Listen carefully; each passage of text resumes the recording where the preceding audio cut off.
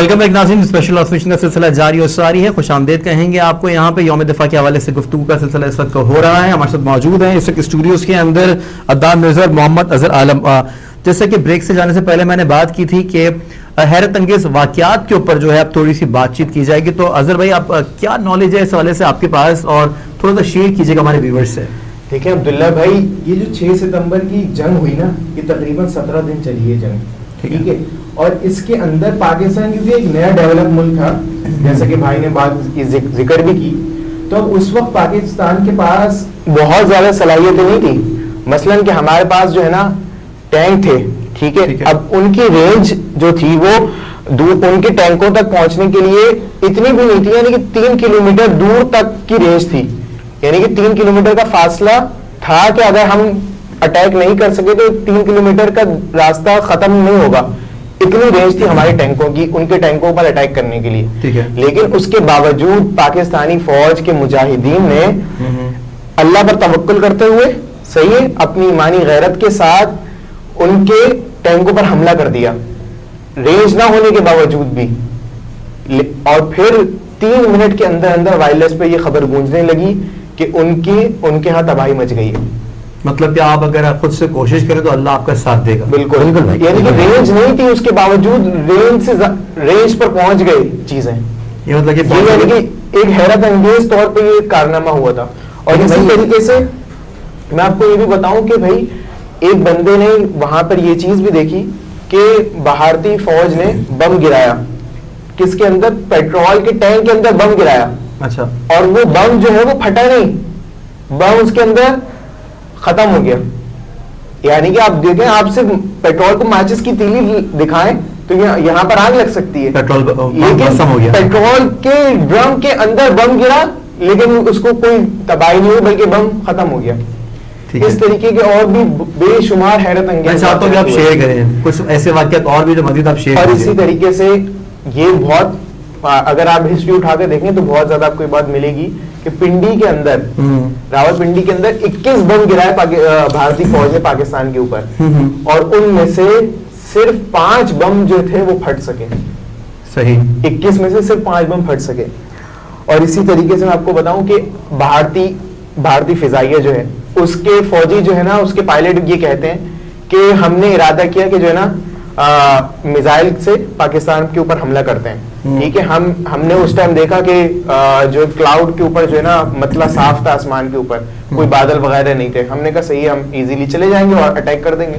بولے جیسے ہی ہم گئے ہیں اچانک سے ایک بادل آگے گہرا اور جو ہے پھر اس نے پورے شہر کو چھپا لیا. تو اب ہم کہاں حملہ کرتے ہیں، کس طریقے سے حملہ کرتے ہیں.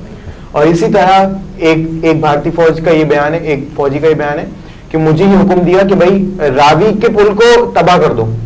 صحیح. بول رہے اب میں جو ہے نا راوی کا پل تباہ کرنے کے لیے آیا تو میں نیچے دیکھتا ہوں کہ وہاں تو 6 پل نظر آ رہے ہیں مجھ کو. کون سا پل تباہ؟ وہ کلا کے ادھر میں کہاں تباہ کروں، کس کو تباہ کروں، کیا تباہ کروں. اور اس طریقے سے بے شمار ایسے واقعات ہیں. یہ حیرت انگیز وہ واقعات ہیں کہ اگر آپ خود سے کوشش کریں تو اللہ پاک آپ کا ساتھ دیں گے. اور جب آپ تو اس تمام تر چیزوں کے اندر دشمن کے آپ نقصان کے حوالے سے بتا سکتے کہ کس حد تک کتنا نقصان ہوا دشمن کا؟ دیکھیں دشمن کا تو اس قدر نقصان ہوا اس جنگ کے اندر، یعنی کہ دشمن یہ سمجھ رہا تھا کہ ابھی ہم صبح نکلیں گے اور 11 بجے جو ہے نا وہاں پر لاہور کے اندر بیٹھ کر ہم شراب پی رہے ہوں گے. حالانکہ ایسا ہو نہیں سکا. ٹھیک ہے. اس کا خواب چکنا چور ہو گیا. وہ ایک الگ بات ہے کہ اس کا وہ جو خواب تھا شراب پینے کا، وہ ہم نے جو ہے 27 فروری 2019 کو چائے پلا کے پورا کر دیا. وہ ایک الگ بات ہے، وہ خواب ہم نے پورا کر دیا چائے پلا کے. لیکن اس وقت جو دشمن کا نقصان ہوا اس کے بارے میں آپ کو بتاؤں کہ 140 سے زائد ٹینکوں کے پرخچے اڑا دیے تھے پاکستانی فوج، اور اس قوم نے متحد ہو کر بھارت کو یہ نقصان پہنچایا. اور اسی طریقے سے 110 طیاروں کو جو ہوا میں اڑنے تھے ان کو زمین بوس کر دیا. صحیح. تہس نہس کر دیا. ٹھیک ہے. اور اسی طریقے سے 200 گاڑیاں اور 20 تقریباً توپیں جو ہیں وہ تباہ کر دی. 5000 بھارتی فوجی اس کے اندر ہلاک ہوئے. 105 سپاہی قیدی بنے. اور اسی طریقے سے پاکستان کی جو نیوی ہے اس نے جب حملہ کیا تو ان کی سیمنٹ فیکٹری کو تباہ کر دیا اور ان کا ایک منصوبہ تھا کراچی کے اوپر حملہ کرنے کا. اس منصوبے کو بھی پاکستان کی بری فوج نے خاک میں ملا دیا, بحری فوج نے. مطلب کہ عدنان بھائی اس دن یہ سمجھ رہا تھا دشمن کے بہت آسانی سے ہر چیز ہو جائے گی, میں آسانی سے قبضہ کر لوں گا, اور بہت لائٹر وے میں وہ چل رہا تھا. کوئی مسئلہ نہیں تھا کہ میرے پاس تو اتنی تعداد میں فوج ہے, اتنے میرے پاس ٹینکس ہیں, اور میں ہر چیز میں آگے ہوں, میرے پاس بری بحری بیڑے جو ہیں وہ بھی لاتا تھا, تو کوئی مسئلہ نہیں ہوگا مجھے کسی بھی چیز کو کنٹرول کرنے میں. لیکن دشمن کو منہ کی کھانی پڑی. بالکل بھائی, بات سمپل سی ہے. دیکھیں وہی والی بات ہوئی بھائی سے, اسٹارٹ کرتا ہوں.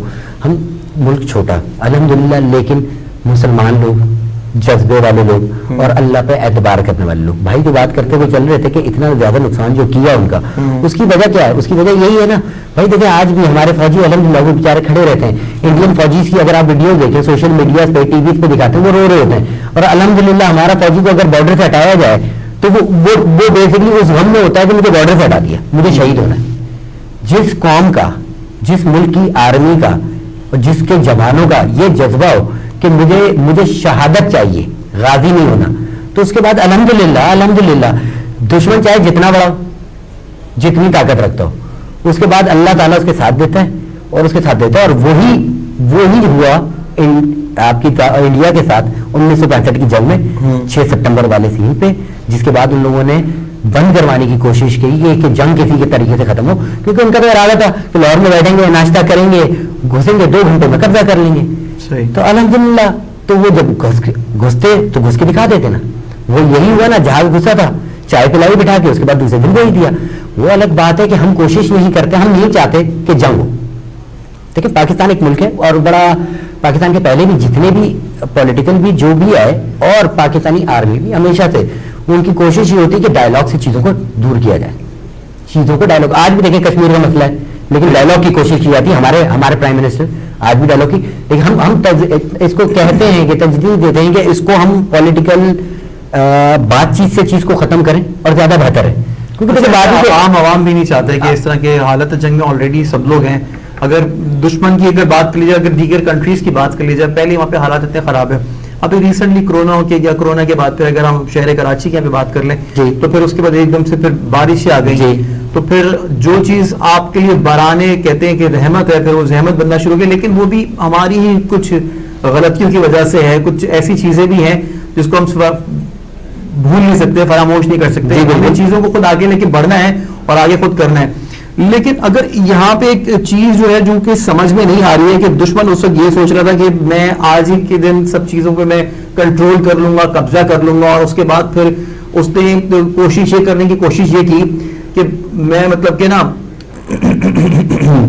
مطلب کہ دشمن نے یہ کوشش کی کہ میں آج پورے دن جو ہے میں ناشتہ بھی کرنے کی میں کوشش کروں گا, لیکن ایسا ہو نہیں پایا.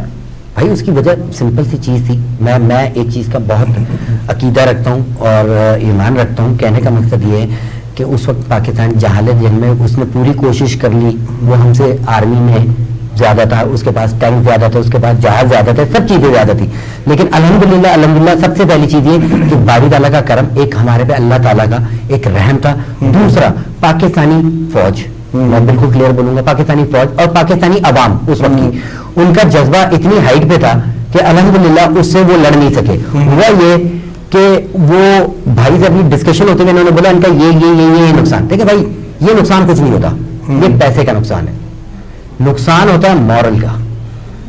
آپ یہ سوچیں کہ جس وقت وہ سارا پلان کرنے کے بعد گھس نہیں سکے, منہ کی کھائی, تو وہ مورلی کتنے ڈسٹرب ہوئے ہوں گے, مورلی کتنے ٹوٹے ہوں گے, اور ان کا کانفیڈنس کہاں سے کدھر چلا گیا ہوگا. ٹھیک ہے. تو سب سے بڑا ڈیمیج جو ان کو ہوا, ان کو یہ ڈیمیج ہو گیا کہ یہ چاہے یہ مٹھی پر ملک ہے, لیکن الحمدللہ چاہے یہ مٹھی پر ملک ہے, لیکن منہ کی کھانی پڑی ہمارے دشمن کو. اسپیشل ٹرانسمیشن کا سلسلہ جاری ہے, لیکن یہاں وقت ایک بریک کا, ہمارے ساتھ رہیے.